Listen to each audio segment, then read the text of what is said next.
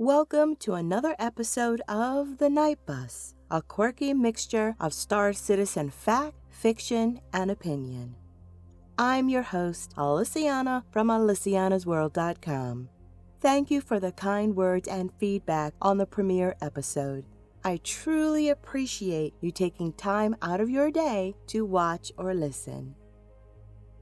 Keeping with last week's format, I'll be covering several topics that struck my fancy this week and then conclude with reading fan fiction. This week's topics are Data Makers, Trolley Cart Interlude, Space Hobos, Greetings from Zerah, Star Citizen as a board game, and Bryony's Dilemma, Part 2 of 3. Please sit back and relax, and I'll see you on the other side.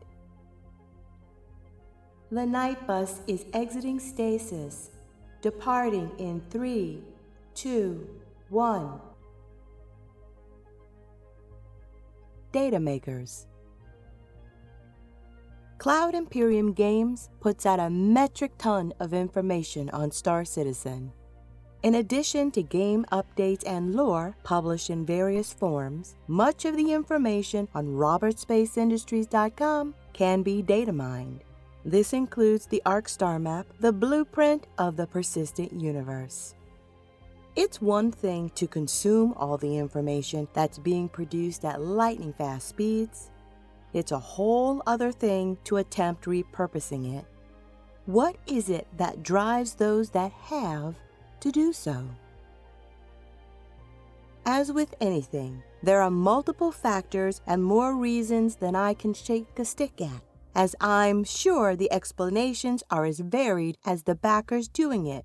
I'll begin with myself, as someone who has taken on repurposing the ARC Starmap data.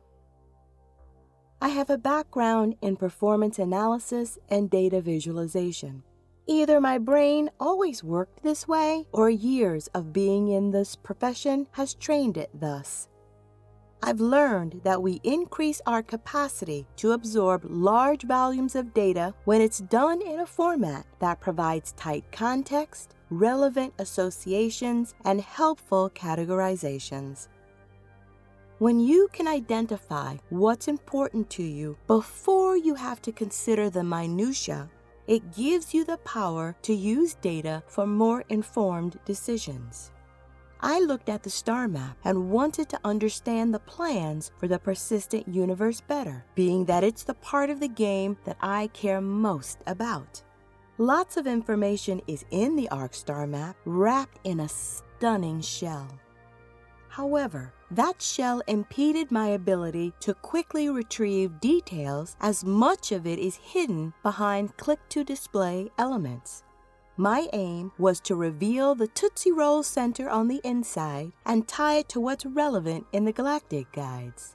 A combined view of information to be used to do logistical planning for player career activities. Out of that desire came Alysianah's Star Map Matrix and Dossier pages. Other data makers are investigating the here and now of ship functionality and balance, such as Malagos, curator of StarCitizenDB.com. On this site, there be dragons, the nitty-gritty detailed compositions of ships and their components. If you want to do the under-the-hood comparisons, this is where you go. From Malagos on why he got started. Testing. Finding bugs, evaluating functionality, and making balanced suggestions requires that we understand the numbers that define the game. When talking about the Saber, for example, it's important to know that it seems so strong because it has 10 times the shield generation of any other ship. For testing damage or ship balance, the Super Hornet is one of the few ships that the devs have bothered to give armor values. For testing missiles, Chafe doesn't work because it no longer has cross-section values. We know what to fix and what to balance now. End quote. Anyone who takes on repurposing information from CIG is signing up for a huge commitment, especially when being done during the development cycle. Most have started by manually slogging through it and maintaining it by hand, a massive undertaking.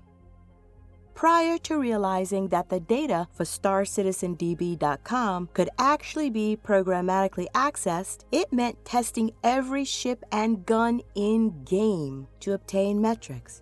For example, basic firing rate information was gathered by taking a video of the Bulldog repeater firing, and then watching it in slow motion to count the shots in order to calculate the rate of fire. Ouch! You've got to really want information to go to such extremes. But of course, there was a secondary motive in this case, a personal need being fulfilled. More from Malagos. The second reason for digging up these numbers is that I'm a pretty competitive person, and I wanted to know what was best. I'm trying to foster the growth of a competitive scene within Star Citizen, and balancing the game is an important part of that. Because of balance issues and how unstable AC has been, it's been very challenging to arrange team versus team competitive matches up to this point, but I think we're getting close. I've set up a competitive SC channel in Discord and hope to host a tournament in 2.6 that might show up on the site. End quote. I think wanting to know more, understand more clearly, and be better when the time comes, etc., is going to be a common theme among Star Citizen data makers. They're attempting to master information in order to excel in the game. Another such endeavor is the Star Citizen Ship Info Google Sheet from May 22/8 on Reddit. Unfortunately, I wasn't able to get a quote from May 22 in time for producing this episode. If you'd like an easier way of comparing ship capabilities and known stats against the roles you're planning to use them for, then this is a great resource. As in all uses of ship-related information, however, it's subject to change, but you have to start somewhere. The tabular format makes it easier to review all known information about each ship. The only downside is that in protecting the data being collected, turning on row-level filtering is disabled. This prevents you from reducing the ships displayed down to exactly the ones you care about. But I understand wanting to protect the integrity of the massive amount of work required to repurpose this information into a Google Sheet. Another notable and recent data maker is Strider21, who's compiled a Google Sheet of all Star Citizen stretch goals with their current status. I think this is a great idea and helps new backers understand the evolution of Star Citizen's feature list versus its humbler original scope. Thanks to all the data makers for their efforts and sharing their work with the community. You'll find links to those mentioned in the show notes. Have you embraced content from one of the data makers? Are you a growing part of the spreadsheet army coming to Star Citizen? Inquiring minds want to know. Trolley Cart Interlude. You're asleep inside your private berth aboard the NightBus. You're dreaming of the credits you're going to win gambling on MacArthur in Killian. Like taking candy from a baby, you plan to fleece as many military types as possible. If you're lucky, you might score some primo narcs to sell out of your wrecked cutlass turned home base on Spider. Your mouth is full open, gargling back a snore when a knock at the door startles you awake. Swiping drool off your face, you grunt, "Who is it?" No reply, but another knock. Caution makes you slide quietly from the cot. You creep to the door and flatten a bloodshot eye against the peephole. You see a young man dressed in an attendant's uniform. He has a food trolley cart beside him. Sizing him up, he seems a bit bulky for dressing like a dandy. He has one hand on the cart and the other bent behind his back. Releasing the cart, he knocks again and bellows, "Breakfast!" Your stomach grumbles. Rubbing your chin, you think it's near time for it, but you don't like the look of this bloke. You didn't have any active warrants where you boarded, but you could have wherever the hell we're rolling through now. Just as the attendant is about to knock again, you shout, "Sleepin', shove off." Then you wonder if you have enough time to assemble your pistol. It's disguised as disassembled random parts across multiple suitcases. You curse yourself for not having done it before you got snookered in the bar after boarding last night. Turning away from the door, you scan the small berth for your luggage. As you do, you hear pressure on the door. You lean on it again, about to tell the attendant to fuck off with his breakfast. You press an eye back to the peephole. The attendant is bent over, a shit-eating grin on his face as he leans toward the peephole himself. There's a personal shield crackling in front of him, its blue aura glowing brightly. The hand that was behind his back now reveals a military-grade stun pulse rifle, and it's pointed at your door. You start backing away from the door as he says, "Peekaboo, I see you. It's time for me to earn my breakfast." Space Hobos. There have been several threads on the Star Citizen subreddit that have garnered hundreds of responses from players who want to start the game as Space Hobos. This sect of players range from those with starter ships to backers with multi-ship fleets. As a sandbox game, there is no right or wrong way to play, much less begin. Those decisions are about you, your preferred play style, goals, and what you enjoy most in MMOs. I've played every, and I do mean every, AAA MMO of the last 20 years that has come to the North American market. I've left no stone unturned seeking new adventures and worlds to explore. With the exception of a few sandbox games such as EVE Online, I've waded through leveling my character, leveling player professions, and grinding for gear just to get to what I enjoy most. Establishing an identity for my character that revolves around profitable entrepreneurial efforts, and where it was included, seeing endgame raid content. In many cases, I enjoyed the ride to my version of endgame, so much so that I rolled multiple characters and professions. In other games, it was a slog, a hurdle and a burden to bear before being allowed to do what I wanted to do most. So while the notion of starting the game as a space hobo has an element of romanticism, it doesn't appeal to me in the slightest. I see the ships in Star Citizen as tools, the means to an end and not the end or the achievement itself. For me, the goal is to perform the role the ship supports well enough to turn it into a profitable enterprise.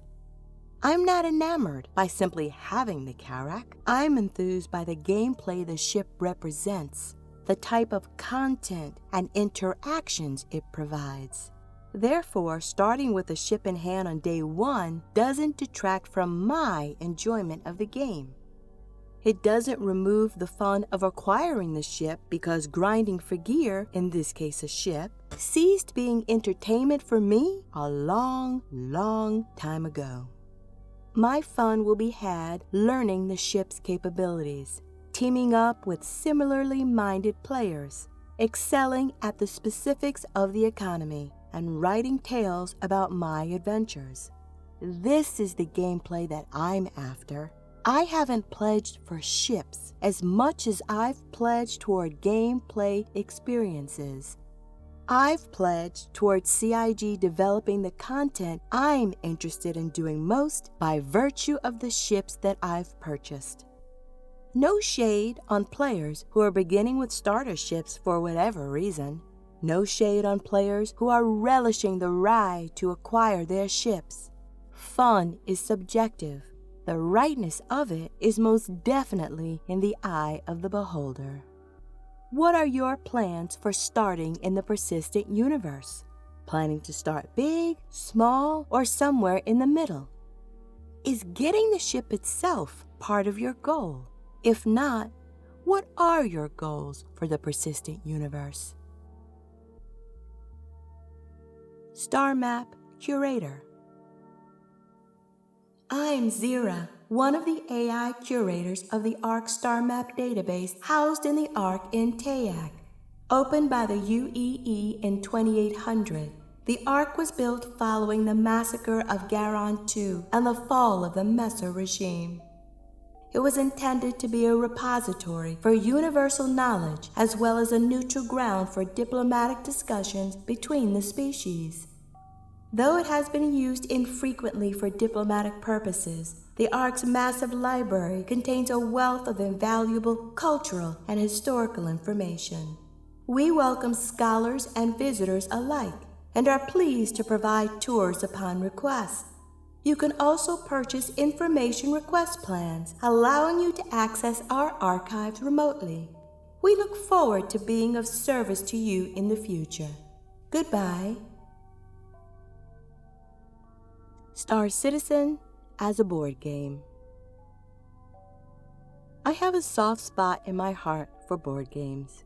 Some of the sweetest memories I have of my children when they were growing up are the hours we spent gathered around the dining room table playing board games. My kids, nieces, nephews, and I hunched over the game for hours at a time, taking breaks just long enough for me to prepare the next meal.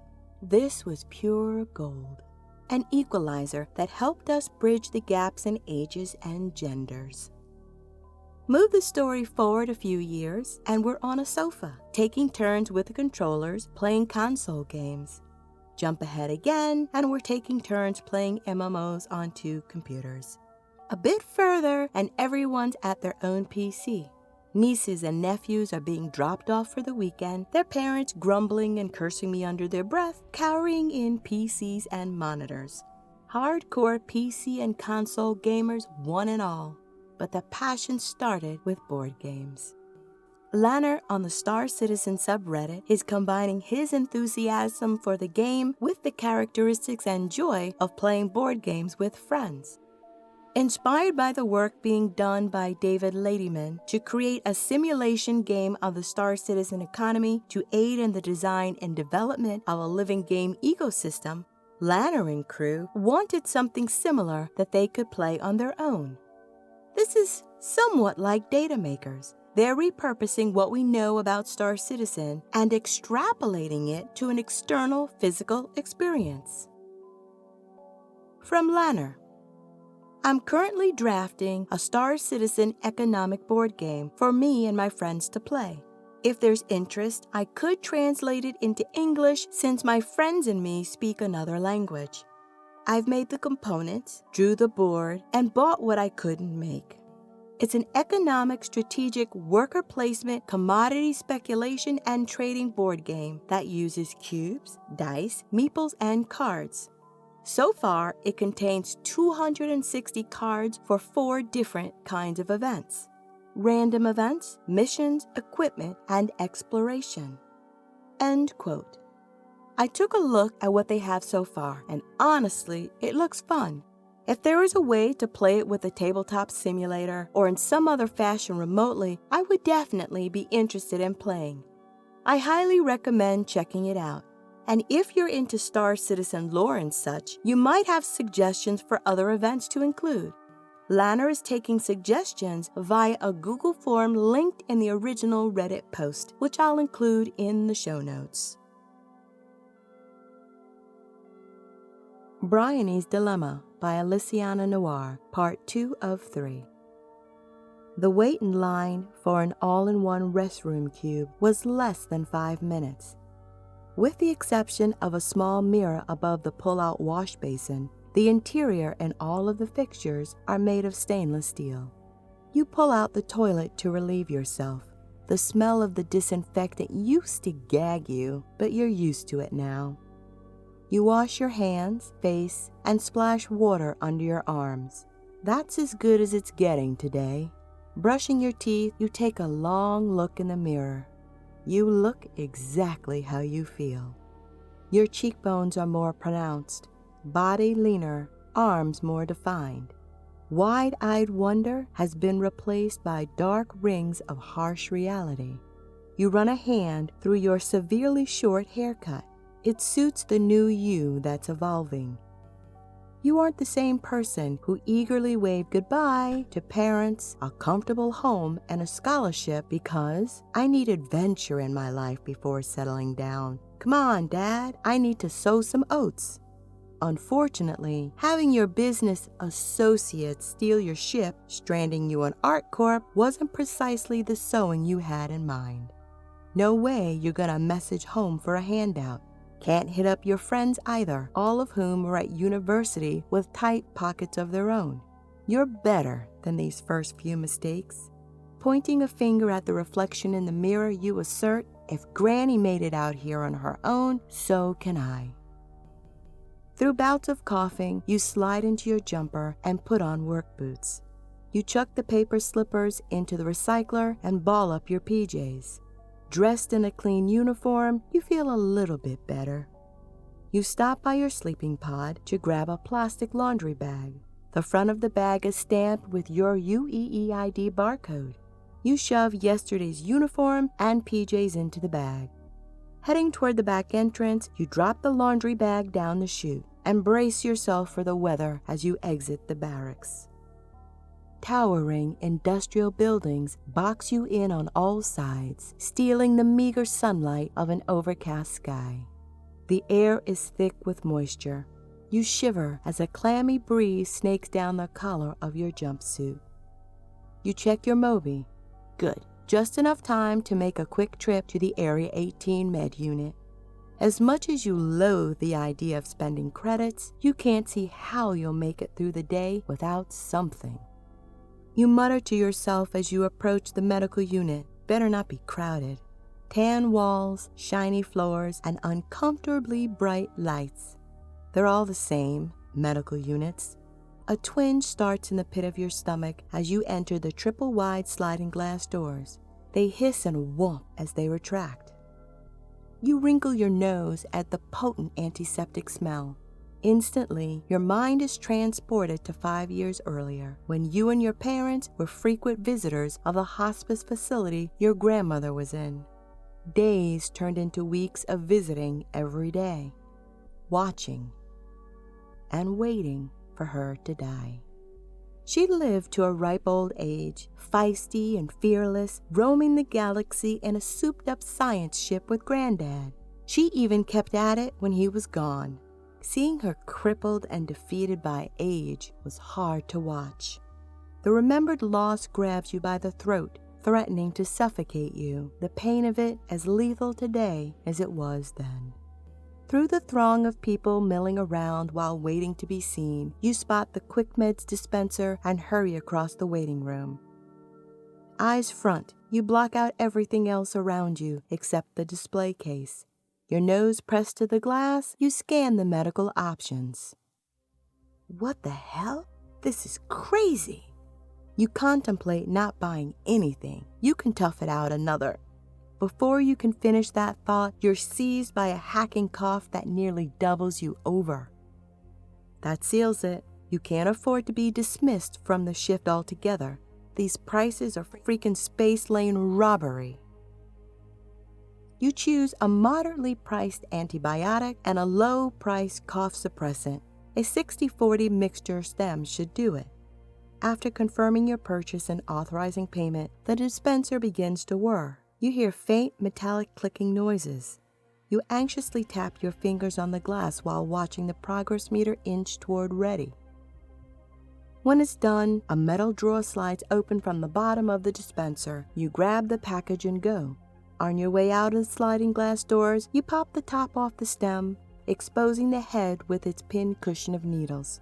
You quickly jab it into the left side of your neck. Wincing, you say, "This shit better work." Walking briskly through the growing crowd of pedestrians, you arrive at loading dock J42 with a few minutes to spare. You hurry up the stairs, turn right, and swipe your ID to open the security gate. A Freelancer Max is parked on the landing pad. Quasar is painted with gold metallic swirls encircling the letters like a tornado. You recognize the ship and its captain. He unloads cargo here a few times a week. The Quasar is one of the smaller ships you can expect to be unloading today. With its elongated forward cabin, slightly bigger than the neck on which it rests, the Lancer has always reminded you of pictures you've seen of tortoises found on Earth. Not an attractive shape for a ship in your eyes, but you're not going to complain by starting with a small ship today. You walk forward to join your co-workers who are standing around Zone Manager Roderick. You put on your work gloves as he begins speaking. He's a no-nonsense ex-military guy with a booming voice. Listen up. He waits for silence. We have a newly registered Connie arriving on platform J45. It's going to take a bit longer to process this one. To stay on schedule, I'm going to switch things up. Roderick checks his Moby before continuing. I'm leaving a few freshies behind here to process the Max. This one's business as usual, boys. He points over his shoulder to the man standing by the ship's cargo bay. You all know Captain Shuzen. You look to where Roderick is pointing to see the captain talking in a huddle with his crew. Roderick checks his Moby again and begins calling out names.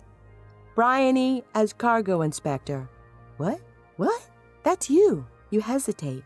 When you don't move, Roderick looks up and calls your name again. Co-workers standing nearby give you the, "Are you stupid?" look. You gain your composure. Sir, yes sir, I'm here. You separate from the crowd and walk forward. Thomas, the actual inspector for J42, gives you a what the fuck look. You shrug in his direction. Roderick calls out the rest of the assignments. Thomas has been assigned to lead the team processing the new Connie. Damn, you're jealous of that one. You'd rather be unloading crew and getting a chance to see inside of a Connie than leading the team processing a tortoise. When all's said and done, you have 3 cargo movers assigned to you. You're a little bit excited since this is your first time leading a crew. Roderick hands you the Inspector Moby and says, "You know your way around this, right?" You nod your head. Yes, sir. He continues. The ship manifest, travel log, and cargo list are all loaded. I want this done quickly. An Aurora CL is scheduled to touch down in 30. I want the Max gone before it arrives. Everyone nods their head. As Roderick is about to step away, Thomas comes forward. Sir, I think I should stay here to help make sure this gets processed quickly. I can walk Bryony through it and join the J45 team right after. Roderick looks surprised, but not annoyed by the interruption.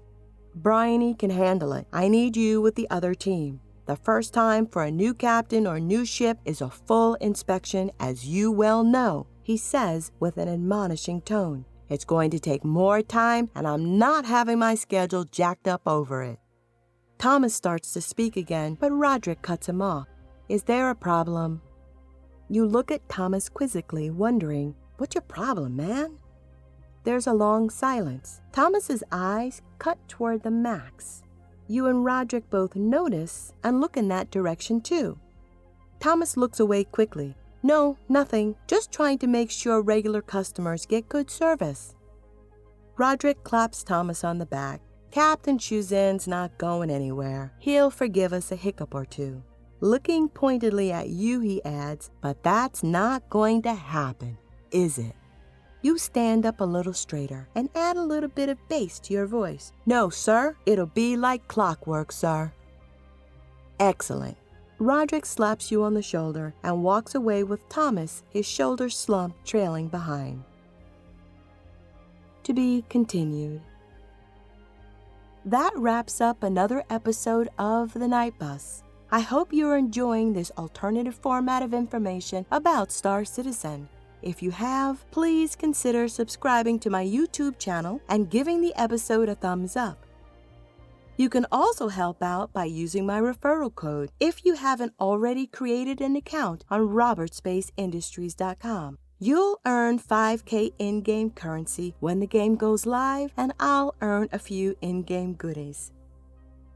Help spreading the news of the NightBus on social media is another great way of showing your enjoyment of the show. Thanks for tuning in. This is Alysianah signing off until next time.